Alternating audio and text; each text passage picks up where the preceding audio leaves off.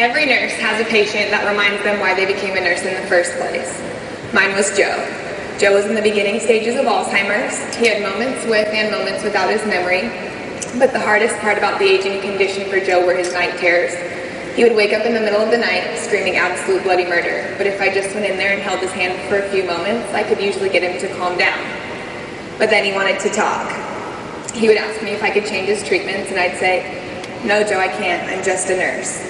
"Well, what about my medications? Can you fix those?" And I'd say, "No, Joe, I can't. I'm just a nurse." But because I couldn't do those things for Joe, we connected on other levels. He would ask me about volleyball.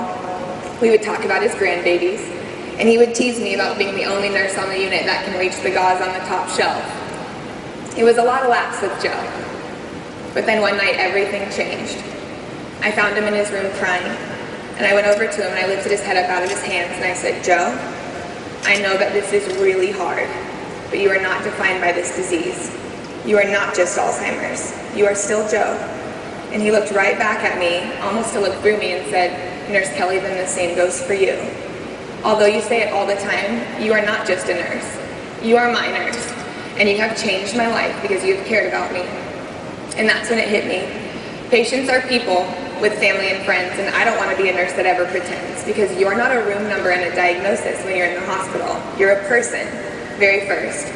And Joe reminded me that day that I'm a lifesaver. I'm never going to be just a nurse.